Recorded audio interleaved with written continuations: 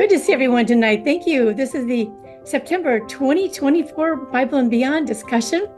I'm your host, Shirley Paulson. Our guest scholar tonight is Dr. Joshua Schachterle, and we are going to be talking about biblical authority, bishops, and monks. His book is on John Cassian and the creation of monastic subjectivity, which is what we're going to be talking about in a moment. So, Joshua, I want to thank you for being here. Welcome. Well, thank you. I'm happy to be here. We've got a nice group who's gathered together here tonight, so we're going to have a lot of fun with this discussion. So I think that most of our participants are pretty familiar with the Bible and realize that there's a great, big, wide world out there that happened in antiquity that didn't get into the Bible.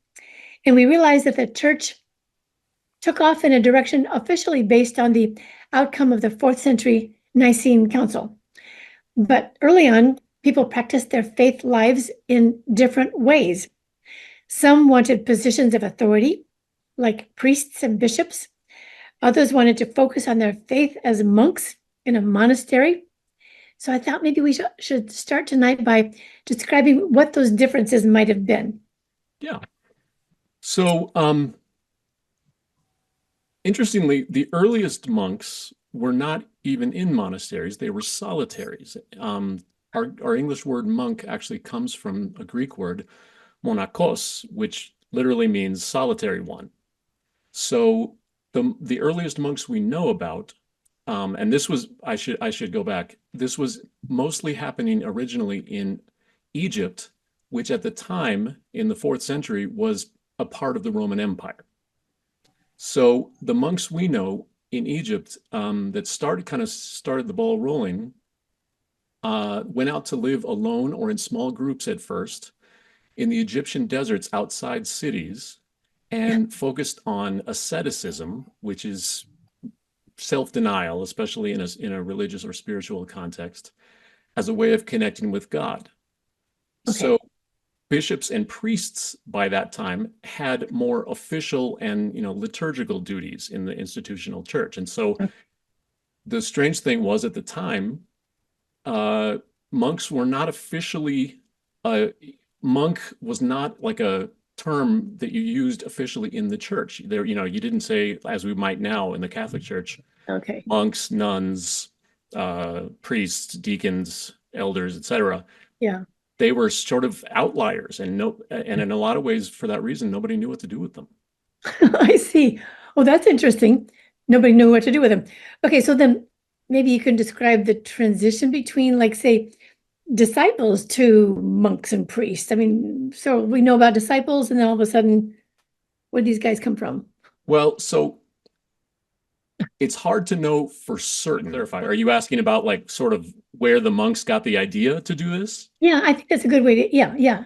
Well, I think so.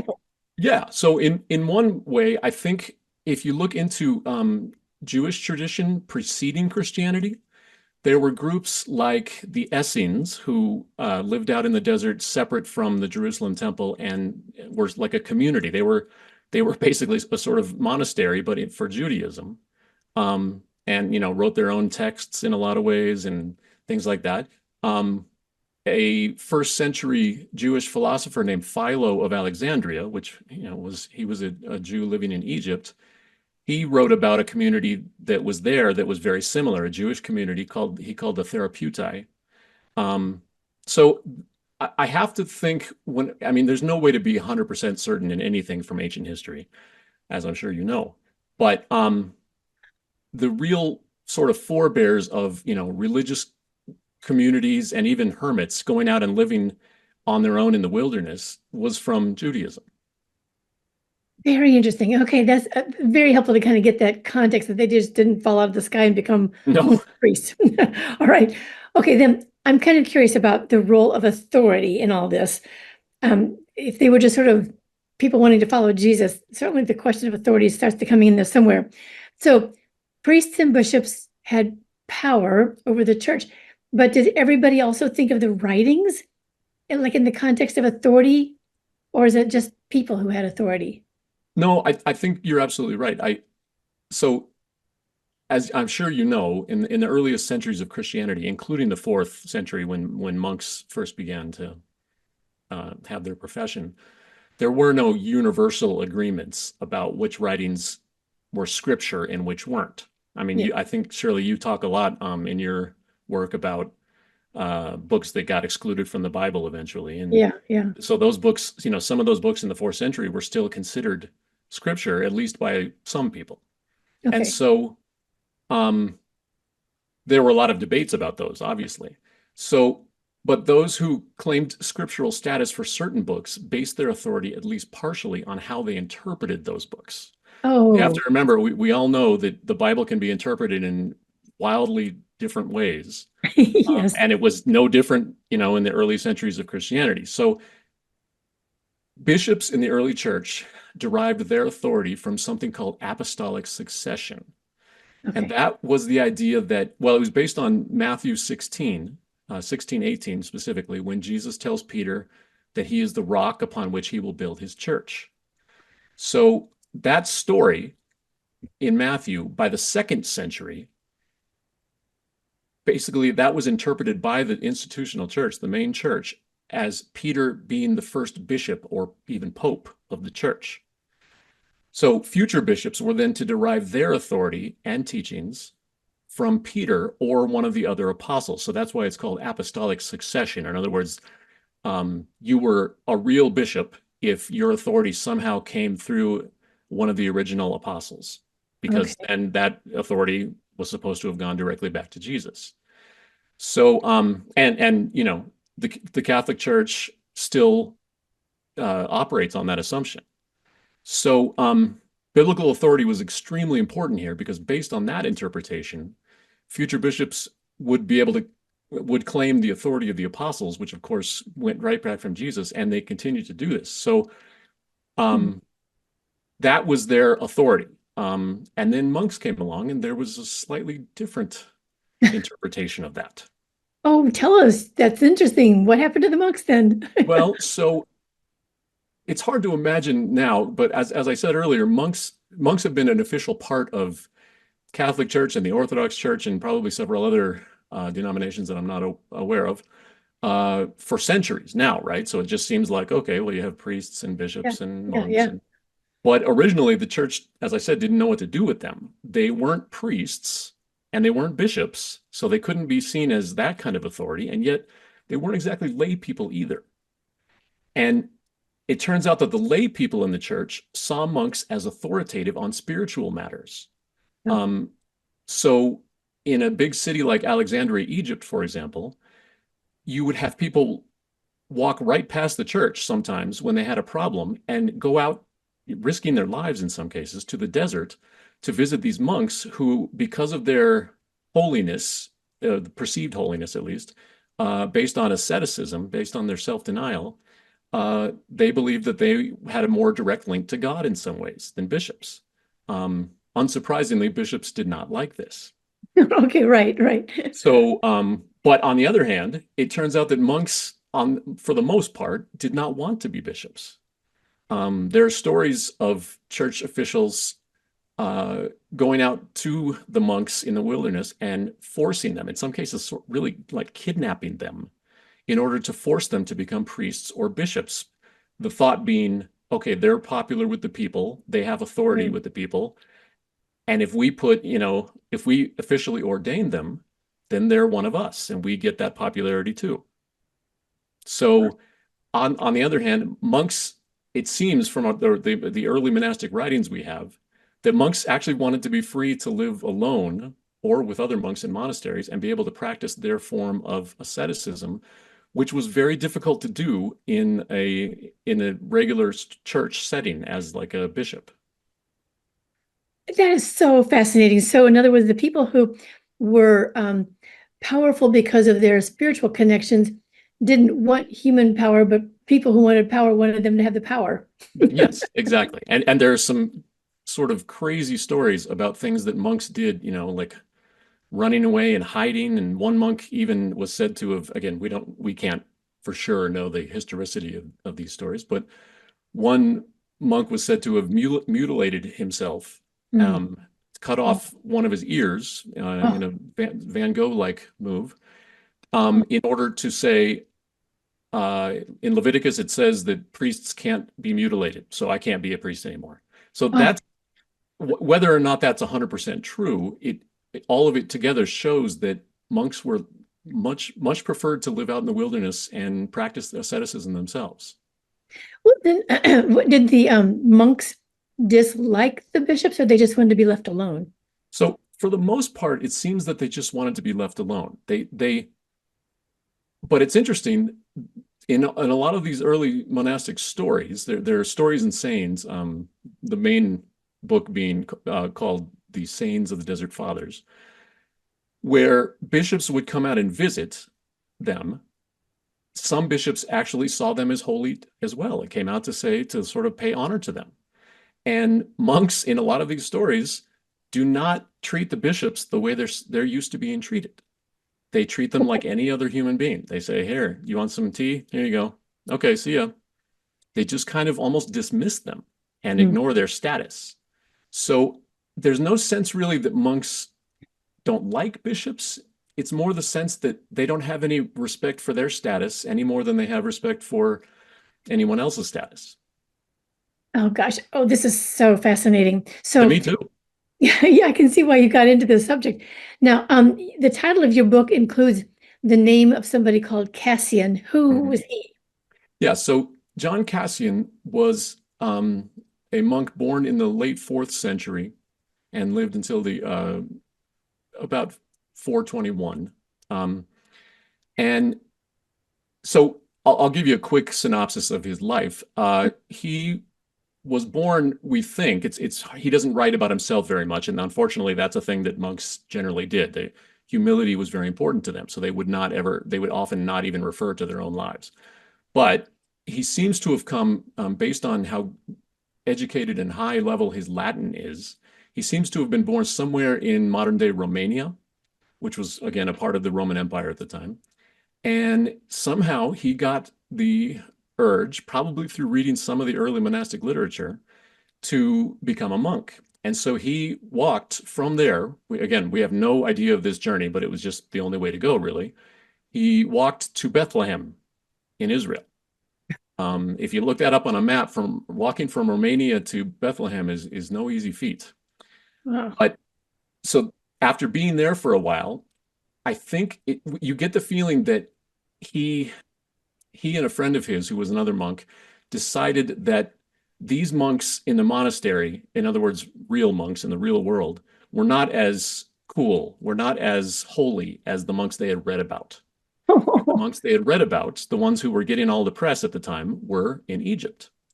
So they were pretty young at the time. My guess is they were in their early 20s. Cassian and his friend Germanus decided to travel with the permission of their abbot to Egypt and meet some of these monks. And according to Cassian's writings later, he met a lot of them and had a lot of amazing conversations with them, and ultimately decided to stay there and joined a small community of monks, the two of them, and stayed for about 15 years. Eventually, there came some theological conflicts. Without going into too much detail, there was a conflict over whether God was embodied, which some people believed, and the bishop claimed, the bishop of the area where they were in Alexandria. And Cassian and his group of monks were all sort of educated monks, and they knew a lot about Greek philosophy, which influenced, I think, their decision. But they had decided that that was not the case, that God did not have a body. So ultimately, back in those days, theology, it was very high stakes. It was not just, oh, that's what you think? Well, I think this. It was, we're going to burn you at the stake if you had the wrong views. Okay. So according to the several sources, actually, that bishop ordered some monks who agreed with him to march out there and burn down their monastic settlement. Oh my goodness. Okay. And Cassian and some friends escaped. I'm sure that not all of them did. And they ran away to Constantinople, where the bishop at the time, and I don't know if those of you listening have heard of this guy, but the bishop at the time in Constantinople was named John Chrysostom. And he basically took them in and gave them protection until Chrysostom himself got in theological trouble and was exiled. So Cassian, it was just like, from disaster to disaster. Cassian and his friend at that point decided, okay, we need to go to a real authority for someone to stop his exile, for someone to, to take up his cause. So they, from there, traveled all the way from Constantinople, which is in Turkey, to Rome, to speak with the Bishop of Rome. Unfortunately, it did no good because on their trip, they found out later Chrysostom had died. Oh, no. Okay. So the final chapter of the story, and we don't know exactly how this happened, but probably through some connection he made in Rome, Cassian ended up going to modern-day France, which was then called Gaul, and joining a monastery which was in present-day Marseille. And there he was asked by the bishop of the area, interestingly enough, to write a manual or manuals for the monks living there, because that bishop and Cassian himself thought that those monks were not doing monasticism, were not being correct monks.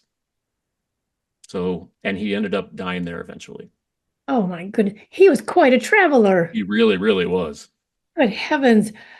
So, okay, so did he ever like win his point that God was not embodied, or was that just that went on and on, or what So happened? what's interesting is that later on, like not too long after that, his position became sort of the normative position.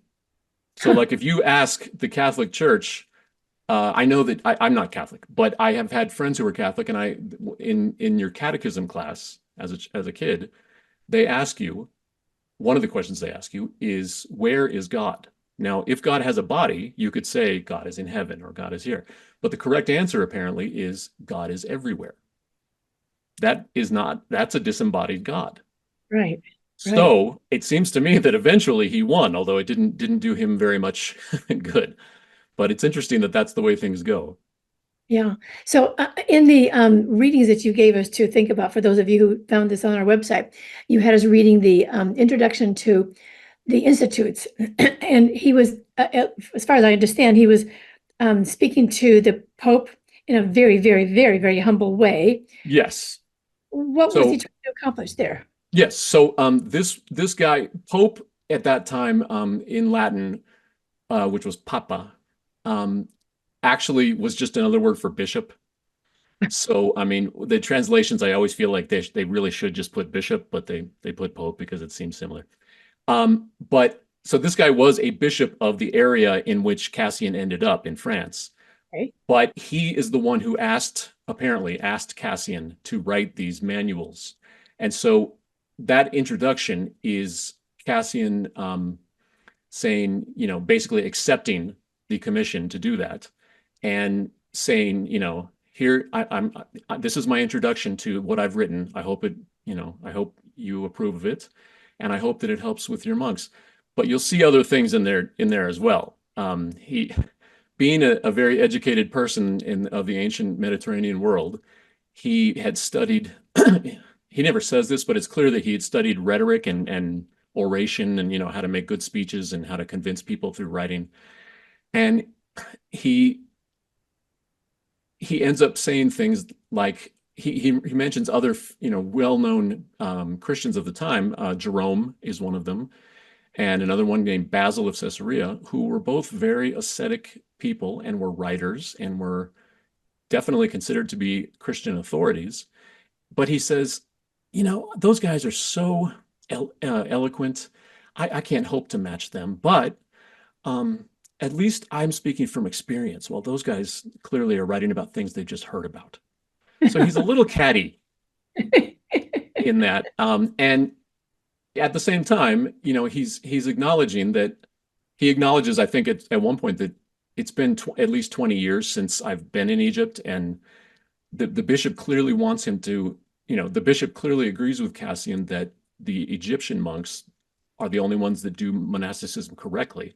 Huh. And so he wants Cassian to bring that system, that idea, to his area.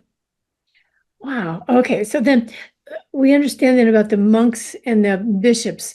What about the, like you were getting into the theologians or the scholars or like Right. Irenaeus, Tertullian, or what did he think about them? Well, it's interesting. What's most significant about his attitude towards them is the silence.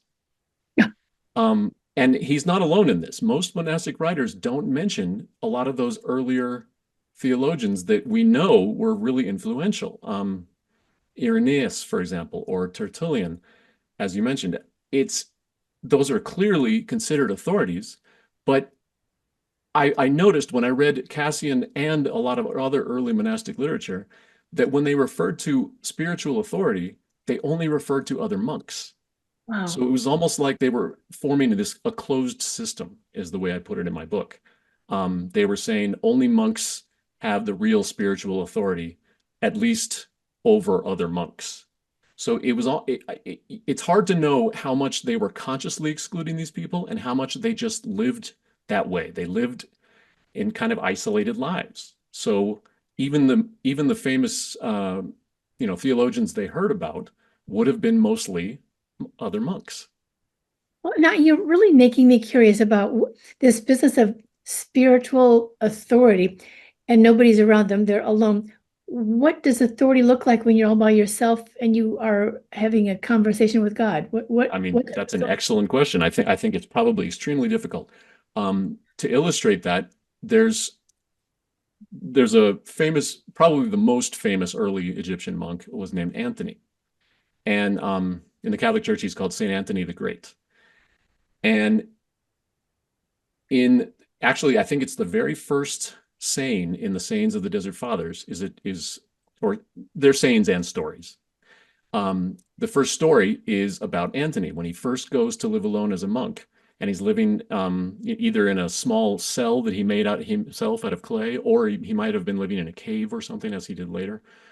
But he prays to God and he says, "Help me! I don't know how to live, and my thoughts are attacking me." This is a constant theme in monastic literature, as you might imagine with solitary people. If you're out there alone, no matter how good your intentions are, you're going to be assaulted by all kinds of other thoughts that you don't want to be having.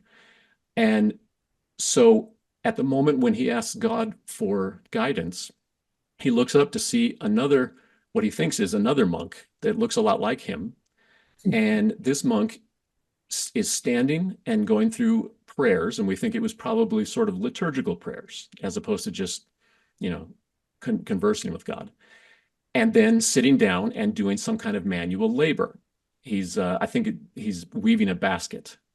And then after doing that for a while, he stands up and prays again.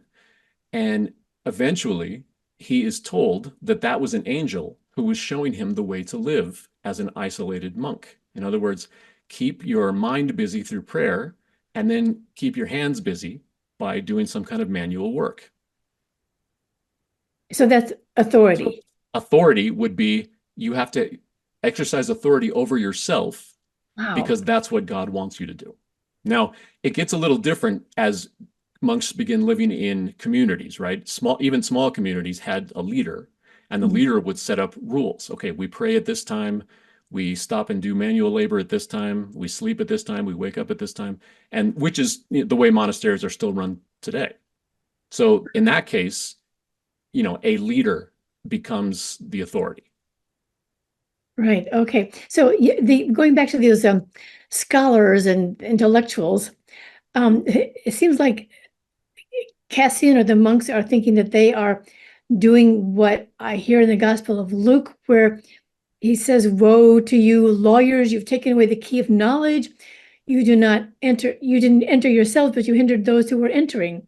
So, is this kind of thing that Cassian might be been concerned with, or what kind of knowledge do you think Cassian really was wanting then? So I think for one thing, monks, including Cassian, thought that being out in the wilderness and living the correct way, as Anthony showed everybody, was a sort of mystical, it was an effort at a mystical connection with God. In other words, a direct connection rather than just saying, I follow the rules of the church, therefore I am a Christian, or I believe the correct things, I'm a Christian. They would not have disparaged that view. They would have said, yes, if you believe the right things, you are a Christian. However, for a monk, we have to basically order our lives and through that order our minds such that we are making direct connections with God. And so I actually call that, as I mentioned before, apostolic succession. Yeah. I think in my book, I called what the monks were trying to do apostolic praxis, which just means practice. In other words, instead of talking about, do you believe the correct things? It's, do you do the correct things? And this is also, I would argue, another connection back to those early Jewish communities like the Essenes. Yeah. Judaism obviously has beliefs, but it was much more about, do you do the correct things? And so I hope that makes sense and answers your question. Yeah. It all comes down to asceticism, to, you know, when do you fast? When do you pray? How do you do these things? Do you do them correctly? And Cassian, in the Institutes especially, goes through and really lays down the law about this is how they do it in Egypt, therefore this is how you have to do it. Yeah. Well, so can we go back to the Bible again? Because you made the point that they leaned on the Bible authority to say that Peter was the beginning of the apostolic succession. So who would have been important teachers or role models for them in the Bible? Or was that just simply that one passage that was everything for them? No, there were several figures, first of all. They were very enamored of Elijah. Okay. Who, you know, they thought he as a prophet, living in the wilderness and, you know, having that direct connection with God, if you'll remember the story of Elijah and the still small voice. Yeah. You know, that was what they were aiming for. So Elijah was a big hero to them. And following Elijah, John the Baptist, who clearly also was sort of hero worshiping Elijah by his lifestyle. If you look at descriptions of John the Baptist in the early part of the Gospels, and then you go back to, you know, First Kings or something and read about descriptions of Elijah, they're so similar that it seems that I would guess that John the Baptist himself was doing that on purpose, but certainly the gospel authors writing much later saw him that way, saw him as yet another prophet in the lineage of Elijah. And then finally, they saw the apostles, at least as depicted in Acts, as proto monks, as sort of like, you know, pre-monks in a way. You may remember, and your listeners may remember, Acts 2:44 through 45 says, all who believed, this is the community pre-Pentecost, or maybe it was post-Pentecost, I don't know. Anyway, the earliest church community after Jesus had ascended. All who believed were together and had all things in common. They would sell their possessions and goods and distribute the proceeds to all as any had need. So the whole idea about having all things in common, part of the monastic ideal, part of their asceticism was to own as little as possible. And there's lots of stories about monks having a hard time giving things up and things like that. So Cassian uses those figures and the way they're depicted in the Bible to establish the authority of monks as ascetic practitioners. And so while bishops were said to inherit Christian teachings through apostolic succession, Cassian says monks inherited the apostles' actual practices. He doesn't deny apostolic succession. I want to make a point of that. He never says bishops don't have authority. He just says that monks should have their own authority over themselves. Bishops should not have authority over monks. And so I think in the book, I pointed out that some of this attitude for him probably goes back to the fact that he was chased out of his monastic settlement by a bishop. Yeah. I mean, that wouldn't give you a really great view of bishops. Right. Oh my gosh. Well, I have many more questions to ask you, but it is time for us to open this up to everybody else who's here, who probably also have questions. Okay, here we go, Joshua. We're going to start with Helen Mathis. Go ahead and tell us what you think. What about women monastics like Melania yeah. the Elder and the Laouziac history that chronicled the women that were making these desert mother communities as well. I'd love to hear. And do you cover that in your book? I mention it in my book because my book focuses so much on Cassian. I don't focus on it as much as I would have liked. But it's essential when you talk about these early monastics to talk about women, because we know that women joined monasteries or became solitary monastics as well in the 4th century, like very, very early on. Mhm. So social scientists have looked at this and have said, what would be the appeal for women? Well, the main appeal was that ancient women were controlled from birth to death by men. First their father, then their husband, and then even their sons when their sons grew up. So Yeah, becoming a nun, a woman was among other women in a monastery or even a solitary. There are plenty of famous solitaries that are in the sayings of the Desert Fathers and Mothers. They have an autonomy, especially those solitaries, that was unthinkable for ancient women at the time. yeah, And they even had a kind of authority over some men. There's great stories of men visiting some of these solitary women nuns and begging them for their wisdom. This would not happen in any other setting in the 4th century or any of those centuries around the early Christianity. So I find it fascinating. And you mentioned Melania the Elder. Melania wasn't technically a monastic. She kept her wealth, but basically gave away most of it and a lot of it to monasteries. mm, But she lived, we're told that despite her wealth, she lived like a nun. Like she still lived in decent, pretty fancy house and everything that she had inherited. But she was a widow and her kids were grown by that time. And she was very ascetic. She fasted a lot. She traveled from Rome to Egypt to visit these monks and nuns. So yeah, there's just so many fascinating women monastics of the time. And you mentioned the Laouziac history. I'm impressed that you know that book. That's one of my favorites of monastic literature. It's written around the same time as the sayings of the Desert Fathers, and it contains a wealth of information about women. Women definitely are important in the sayings of the Desert Fathers and Mothers, but in the Laouziac history, it's almost like they're half the monastics that are written about. So yeah, yeah, fascinating. fascinating. Yeah, and the sister of the two biggies in the Eastern Orthodoxy, Crescentum, I can't remember the Oh yeah, Mara, Nazianzus, yeah, right. Marina or Marinka or something like Macrina, that. Macrina. Yeah, Yes, Macree, that's it. yeah, And she she was was another. another very important aesthetic. Absolutely, absolutely, Yeah. So they're fantastic. out there. Thank you.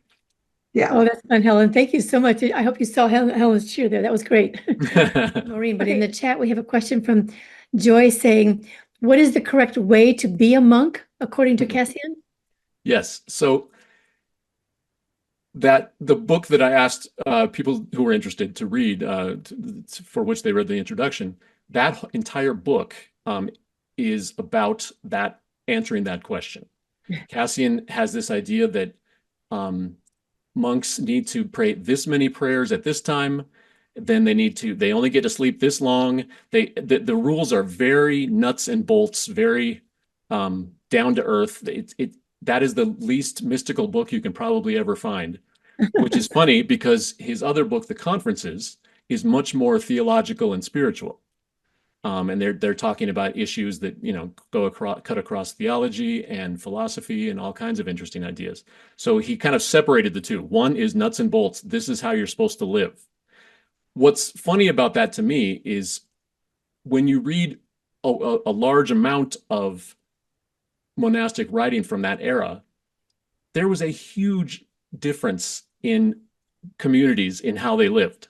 There was no standard. It wasn't as if all Egyptian monks believed what he did, lived the way he did. It was a huge disparity or a huge group of disparate practices and thoughts and feelings and theologies. But And according to Cassian, it's not. It's just, nope, this is the one way you do it. And so do it this way, because that's how my people did it in Egypt. that's ironic, isn't it? That It he's is. living with such a variety of things, and he says that there's one way to do it, and he has his own authority, I guess. Okay. Okay, so another question in the chat from Anseus is, does John Cassian have any connection to Mary Magdalene? Not that I know of, no. Okay. He was, so I keep when I talk to people about Cassian, I'm often asked, so he was Catholic, but that question doesn't make sense for the 4th century because there was really just the one church at that time. Right. You hadn't even split off from the Orthodox Church, which wouldn't happen until the year 1000. So in a sense, yes, he was Catholic, but in another sense, there was just really the one church. There were lots of different views and arguments over authority, but were monks praying, for example, to saints, or did they feel directly connected to some of them? I don't know. I wouldn't be surprised, but I don't see any direct evidence of that. And perhaps this question comes from the idea that Mary ended up in France, in Lower France anyway, in Marseille. Right. So I forgot about that. No. that way. Anyway, if he does, he never writes about it. So. Right. That's fair enough. Okay. Yeah. So on to Anne, your question. Hi, thank you, Joshua. I'm happy to be here. I'm wondering if this tension between the bishop and the monks made any contribution to the Roman Catholic Church's long history of distrusting experiences with God, and therefore only through the bishop can you get to God. I think that idea was already there before monks even started. And I think that I have to think that might have been part of the impetus for monks even thinking of becoming solitaries. We don't exactly know how far back that goes. It goes back at least to the year 250, but my guess is it didn't just start in 250. There were people going out and being solitary in the desert, and even Hebrew prophets, we have stories of them, like Elijah doing that. So I have to think that was part of the impetus of, I want a direct connection with God rather than through a bishop. The bishops obviously wouldn't have liked that. But later on, you have someone like St. Francis of Assisi in the Middle Ages, many, many, many, many centuries later, who claims to have had, several direct connections with God, and yet he still feels that it needs to be sort of ratified by the bishop. So it becomes sort of a compromise, I would say, by the time of the Middle Ages. Does that answer your question? Yeah, really, very much so. Do you know what started that whole idea that you have to go through the bishop instead of having a direct experience with God? Well, I would go back again to apostolic succession. Where does authority come from? Well, ultimately from God, through Jesus, through the apostles. Who has the authority of the apostles? Bishops. And that seems to happen maybe even at the end of the 1st century. So pretty early on. We have a letter from a guy named Clement of Rome, who writes about these bishops who have Peter's authority, etc. So that idea comes very early on, and so it's almost as if through apostolic succession, bishops have a direct line to God and certainly to Jesus. So I think that just became sort of the inference. If you really want to connect with God, you have to go through the church, which means the bishop. And I actually don't think that's that antiquated of an idea. I think plenty of Catholics and certainly Orthodox Christians as well still believe that in a sense. But I also think that they believe that it's also possible to have a direct connection. In my experience, anyway. Very interesting. And Maureen?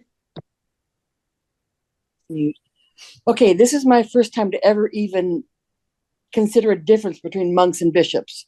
Yeah. And so I don't want to oversimplify, and I don't want to just take what you've said and stick it in my little, filters and stuff. But again, it sounds like a difference is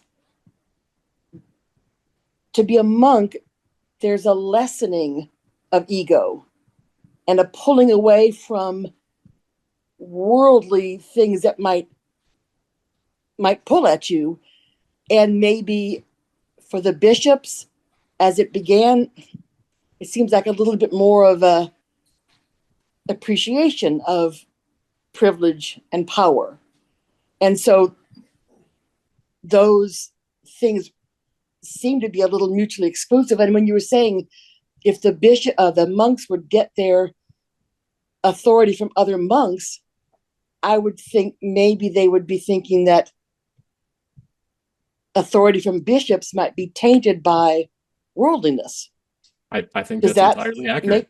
Okay. Yeah, I think you see early on. I mean, I mentioned earlier that there are stories and sayings where monks kind of, treat bishops the same way they would treat a farmer. Right. And the point of that is they don't think anyone has more status than anyone else under God. Right. There's a great story where well, there's so many great stories. Humility, which is the way they sort of thought of, lessening the ego, was definitely one of the top 3 values that monks had. And it was absolutely vital to their ideas and their practice. There's a famous story where a monk goes into a church and before they start the service, they are chastising another monk who had sinned in some way. And so they're all yelling at him and saying and then finally they say, "Get out, you don't belong in this church." And this other monk who was there happens to be the elder of the whole community and a sort of a respected spiritual master. And he stands up and starts to walk out, and they go, "Where are you going?" And he says, "Well, I'm a sinner too." That's the kind of humility that they strive for. Right. Whereas and so bishops, being a bishop wasn't just a spiritual position. You had worldly status. Right. You had power. Right. And for the monk to treat a bishop like a regular human being would not be rude or disrespectful from the monk's point of view, but it would be from the bishop's. Correct. Okay. Yeah. All right. Good. Thank you. You're welcome. So, and there's another question that came to me anyway through the chat that I thought I'd summarize for you. That if Peter was the head of the church, then why didn't he get that title when it was Jesus' brother who became the head of the church in Jerusalem? So that the whole idea of apostolic succession doesn't seem logical. I certainly would never claim it was logical. And whoever that was, you're absolutely right. James was a huge figure of authority, not least because he was Jesus's brother, but also because he was known to live a very austere and good and prayerful life. It's not entirely clear from the New Testament whether James was the head and Peter under him, or whether they were sort of co-leaders. Paul calls them the pillars, along with some other people. And so it seems to me like they were sort of co-heads of the church. And the notion that the interpretation of that verse from Matthew that says that means that Peter was the first bishop, I mean, that's an interpretation. We don't know for sure what was meant by that, because it's not 100% clear. He doesn't say anything. I mean, Jesus wouldn't have thought anything about bishops. That wouldn't have been a thing yet, right? So it's obviously there are different ways to interpret that. But one way would be Peter was the preeminent disciple. And certainly there are plenty of other traditions, even outside the New Testament, that say that Peter was an important disciple. So, but remember that apostolic succession doesn't just come from Peter. It also comes from any of the disciples who were all seen as leaders in the early church. Of course, I want to add to that. We've been doing a lot of studies on Mary Magdalene, that the extra canonical writings talk about her also as a leader. Maybe she was a co-leader with Peter too. So I think that's entirely possible. And it's unfortunate to me that the actual canonical gospels have so little about her. Yeah. And yet they can't refrain from mentioning her, which tells me that she was really prominent in a time when women were not supposed to be prominent. Yeah. So I love Mary Magdalene. Cool. Okay, great. And Sarah has her hand up. This is sort of a 101 question. You mentioned that there were 3 prominent values for the monks, and you mentioned humility. What were the other 2? So humility humility might have been the most important. Another one was related to asceticism. So in other words, living with very little. There are different collections of the sayings of the Desert Fathers. There's an alphabetical one, which is kind of the most well-known. So like and they're all, the stories are based on the names of the first names of the monks and go alphabetically in Greek. So Anthony is first. Then there's a thematic collection where somebody took the same stories or most of the same stories and put them under themes. So one of them is possessing nothing. And it's stories about why they should try to possess nothing. Another one is humility. And then another one is, I think it's you might find it funny that this was such a major thing for them, but it's not gossiping. I think they had a big thing about, and I think this only shows, when you make an official rule of something, it only shows, in my opinion, that it already happened and maybe was even very prevalent. So I think gossiping among monks, I mean, you could think of them as holy beings or something, but they were still human beings. So we have a lot of stories of, monks gossiping about each other and it causing a lot lot of problems. So I would say that those are the big three. It must have been a huge temptation to want to talk to somebody. Absolutely. Yeah. Absolutely. And what do you talk about? Other people. That's all you see.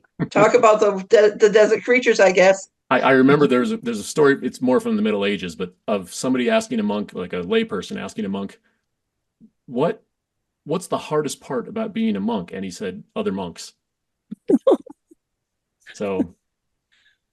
And of course, Anthony thought the hardest part was fighting with the demons, which is basically his own self. Yeah, absolutely. Oh dear. Absolutely. Okay, so you're not inspiring us to be monks there, but I sorry. But the humility works. That makes a lot of sense. Okay, Peggy. Did Josephus tell much about the monks during his time period? You had said a lot of them were Judaic. I think the earliest, so Josephus was writing at the end of the 1st century. There were no Christian monks yet at that time. Okay. So Josephus wouldn't have known about that. However, he did write about different Jewish groups, and he wrote about the Essenes, who, well, that's what I wondered about the basis for where the monks came. Yeah, he wrote about them quite a bit. Just because he was noting all the different groups, he said there are Pharisees, there are Sadducees, and there are Essenes, and he described their life a little bit. And so, yeah, he was definitely, I think every Jew around that time had at least heard about the Essenes, because they had a reputation for being uncompromising.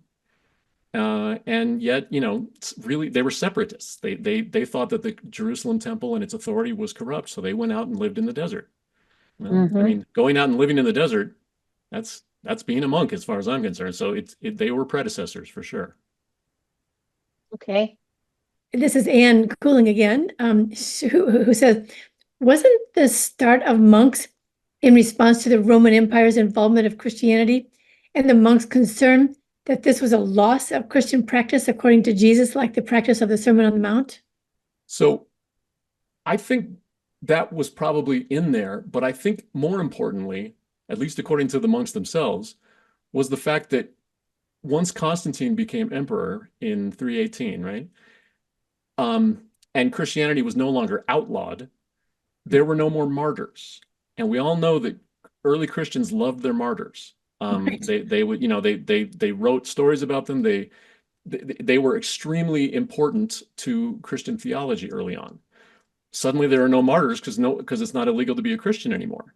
So there are a lot of monks who write that being a monk, living in the wilderness, being isolated, living ascetically, living austerely, not, fasting a lot, all these things were another way of being a martyr.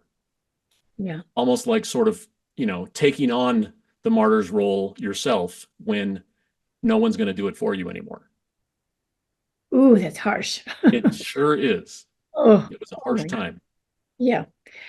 Okay, so then if nobody else has any questions, I've got something I want to go back to again.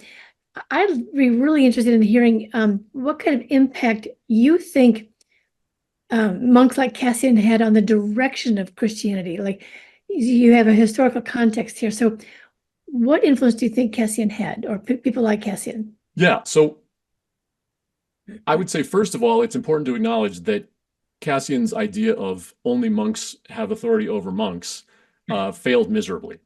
Okay. You know, today, if you ask about a monastery is under the purview of a bishop. And so it basically went the way that it was going to go. But as I'm sure all of you know, from the earliest days of Christianity, there were different types of Christianities.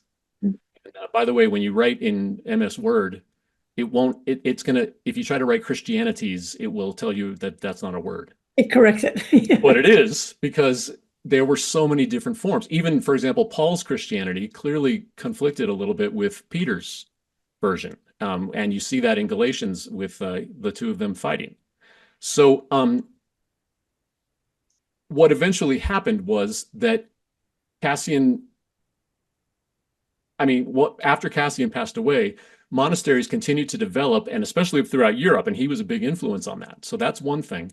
But if you think about the influence of monasteries over time in Christianity, I think it changed a lot of things, although maybe not in the way that Cassian would have liked. For one thing, monasteries emphasized education and literacy. So from pretty early on, the bigger monasteries made everyone that entered learn to read and write at least a little bit. And that wasn't back then, when in the 4th century, maybe 10% of people could read and write. Mm-hmm. So I think that continued to where monasteries in Europe, for example, became the keepers of a lot of famous manuscripts and copied those manuscripts and disseminated them. And that includes biblical manuscripts. So I think that had a huge impact. And then if you think about some of the famous monks and nuns over the years, I mean, St. Francis of Assisi, I mentioned earlier, huge influence to this day, I would say. Mm-hmm. And then in the modern world, think about Mother Teresa, for example. I mean, her example is massive for anyone wanting to help people less fortunate than themselves. So I think the point, I guess the biggest impact I would see is that they became examples, and that a lot of Christians saw it as a good thing, saw them as good examples, and as showing ways that Christians should behave, although not clearly as rigidly and as regimented as they are.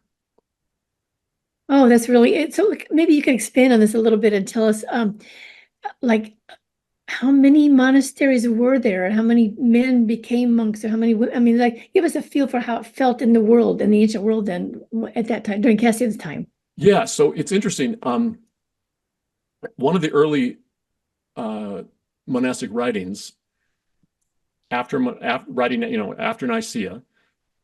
says that there were so many monks in the Egyptian desert, monks and nuns, that they had made the desert into a city. Oh, now, again, ancient writers, like modern writers, I suppose, exaggerated hugely. So we don't know, but we know that from the beginning in the 4th century, it grew as an idea. The whole idea of being a monk or a nun grew very fast.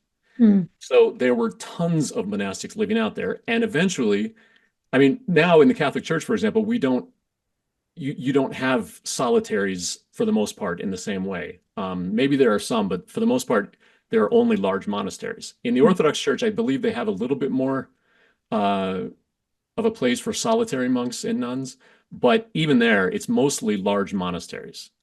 But the hard part is we don't know for sure how many men and women went out there, because no official census or anything was taken.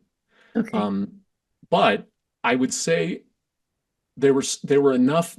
Well, one thing I guess I would point out is that I always thought, when I first learned about this, about early monasticism in Egypt, I always thought, okay, so it was all people who had this spiritual calling, and there were obviously many of those. But there were also, for example, we know there were elderly people who had no means of support and thus would join a monastery if they would take them. There were people who had lost everything, like lost their home, they were destitute. They would sometimes move in. So there are a large number of motivations to join that. And, poverty being so common in the ancient world, I have to think that there were just an enormous number of monasteries by the time Cassian got there. Yeah. So, related to that, you might also help us think about if everybody was willing to become a monk or a nun, were there churches going on too?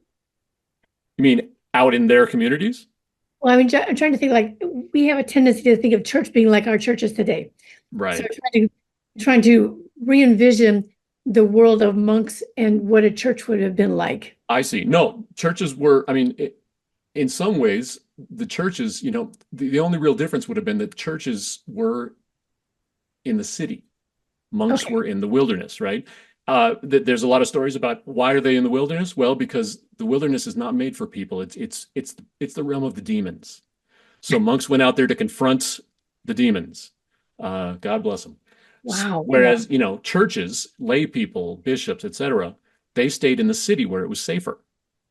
And so, and however, as the institution of monasticism grew in Egypt, some smaller churches were built out there because monks still valued things like communion and, the rituals of the church. And so they would go occasionally. Maybe they wouldn't go every Sunday, but they would go maybe once a month to receive communion and to, basically do those kinds of things. So, and there were even some monks who became priests just in order to administer things like that to the other monks. Oh, I see. So, I mean, again, anything that happens when it starts small, it can be sort of have this sort of purity, right? But as it grows and grows and grows, you come up with problems. You're like, well, now how do we get enough food for these people? How do we, everybody wants to take the Eucharist. How do we do that? And so it became a more of an administrative nightmare, which I'm sure it still is. Oh, wow. So we got so many more questions I want to ask you. I want to make one other comment. You were talking about the lasting impact of the monks and I was just going to mention to people that we've talked a lot about the Pachomian monks that helped us to discover the Nag Hammadi collection. So Nag Hammadi came from the monks near the Pachomian monastery. So that just makes a little connection there too. Absolutely. And so Toto, you always have such great questions, and you had something. Did you want to say something kind of quick at the end here? I'll be super fast. How much of it was also marketing?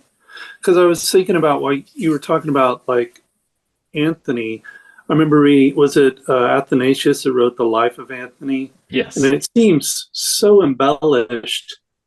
To me, that would be an attraction to the church as well. Okay, it was a huge attraction. And the Life of Antony, written by a bishop named Athanasius, was an ancient bestseller. Even non-Christians loved it. It went all over the place. In fact, Augustine from of Hippo, huge influence in the church. If you read his confessions right before his conversion experience, he's upset because he's reading the Life of Antony and thinking, how can this poor peasant be so spiritually elevated and I'm such a spiritual wuss. So it was a huge influence. And on the other hand, you are so right, it was incredibly embellished. And luckily we have some actual letters written by Antony, and it doesn't show him to be anything like that. He just seems like a pretty mild-mannered, nice guy. Fascinating. Oh, you can tell you really hit an interesting nerve for us here tonight, Joshua. Thank you so much for coming to be with us and getting us thinking about things we've never thought about before. So I would suggest that people have more questions, post them on the Facebook page we have for Conversations, Early Christian Text Conversations, Facebook. And I bet you we can get Joshua to keep answering some questions, right? Absolutely. That'd be really fun. I hate to say goodbye because this has been so much fun, but we need to kind of move on. So I know that everyone joins me in thanking you so much for being with us. Thank you all. This was the September 2024 Bible and Beyond discussion titled Biblical Authority, Bishops, and Monks with guest scholar Dr. Joshua Schachterle. Once a month from 8 to 9 p.m. Eastern Time on Monday nights, usually the 4th of the month, we provide a discussion of one or more early Christian texts. Each month, one of our knowledgeable scholars leads these sessions, sharing a well-framed overview of these early Christian texts and allowing participants time to ask questions and share their insights. And one last thing, don't forget how much we appreciate your Patreon support. There's a whole community involved there on Patreon, and they're donating anywhere between $5 a month to $50 a month. So go to patreon.com/Bible and Beyond to pick out what's just right for you. And let me tell you about what's happening next month. It's so cool that Joshua talked about the demons in the desert, because next month we're going to be talking with Tupa Guerra, and her topic is on the demonic origins and Magdalene. So she's going to tie Mary Magdalene in with the demonic origins. That'll be next month on October 28th. Wow, it's going to be fun next month, just like it's been this time. So thank you so much, Joshua, for being with us. Thank you.